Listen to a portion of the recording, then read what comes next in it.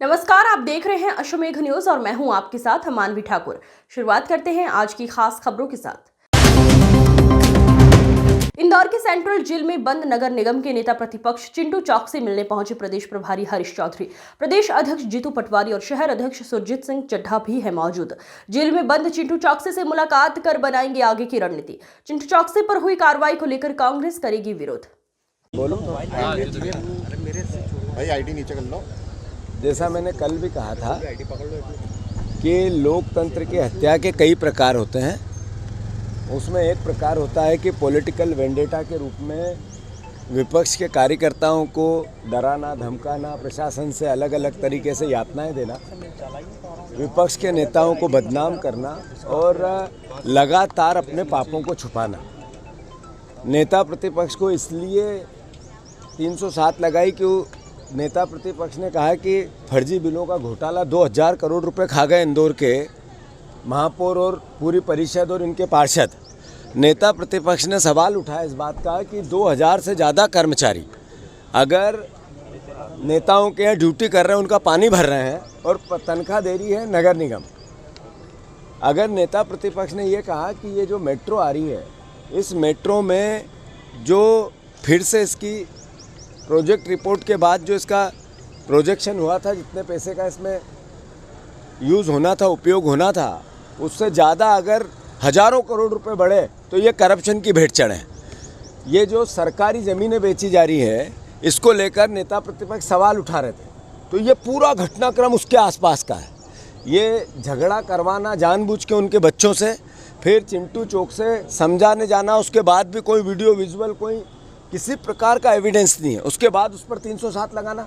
ये ने इंदौर वासियों, आप देखो कि आपके पैसे की चोरी भारतीय जनता पार्टी संगठित अपराध के रूप में चोरी कर रही है, और अगर उसकी आवाज़ कोई उठा रहा है तो नेता प्रतिपक्ष की ड्यूटी है, दायित्व है, कांग्रेस जन का दायित्व है, तो उसको 307 नकली असली राजनीतिक देश भावना से चिंटू चौकसी जी और उनके परिवार के साथ जो गलत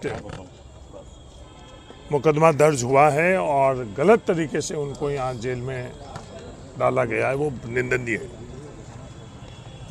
इनके खुद के भतीजे के जो चोट लगी है, गंभीर चोट है। डॉक्टर ने भी उनको 48 घंटे की ऑब्जर्वेशन में रखा है, तो ये अपने आप में सिद्ध होता है कि वो चोटें काफ़ी गंभीर हैं। उसके बावजूद सिर्फ राजनीतिक देश भावना के कारण ये मुकदमे हुए हैं। पूरे प्रदेश में यही हालात है। आज अखबार सुबह आप लोग देखो तो क्या क्या चीज़ें भारतीय जनता पार्टी के नेता कर रहे हैं, उनके पदाधिकारी क्या कर रहे हैं, ये पूरा मध्य प्रदेश देख रहा है। ये जो सत्ता का अहंकार है, उसमें ये लोग मानवता भी भूल गई है। अभी आपकी मुलाकात हुई, अंदर क्या बातचीत हुई है? ये बिल्कुल मुलाकात हुई है। कांग्रेस परिवार चिंटू चौकसी जी के साथ में है। प्रदेशाध्यक्ष और तमाम इंदौर के नेतृत्व चिंटू चौकसी के साथ है। हम लोग कानूनन तौर के ऊपर ये लड़ाई लड़ेंगे और सड़क पर भी ये लड़ाई लड़ेंगे। राजनीति दबाव दिख रही है गिरफ्तारी के पीछे? ये पूरा मुकदमा ही गलत है। मुकदमा का आधार ही गलत है। 307 का मुकदमा ही नहीं था। उल्टा इनके भतीजे के जो चोट आई हुई है, कोई भी जाकर देख सकता है। सामान्य सा अगर मेडिकल के समझ रखता है, वो जाकर उसको देख ले, उनको पता चल जाएगा कि चोट गंभीर किसकी है। ये झगड़े का कारण क्या है, कोई भी जाकर इसका शोध कर ले तो पता चल जाएगा। क्या आपने ये जानबूझकर झगड़ा किया गया, और ये पहले दफे नहीं हुए। लगातार ये झगड़े कराने की कोशिश की जा रही है, पर चिंटू चौकसी की आवाज़ नहीं दबेगी। चिंटू चौकसी नहीं दबेगा, कांग्रेस की आवाज़ नहीं दब सकती है। कांग्रेस नहीं। कोई शिकायत आपने की जो भतीजे को चोट आई उसको लेके? हाँ बिल्कुल, FIR दर्ज करवाई गई।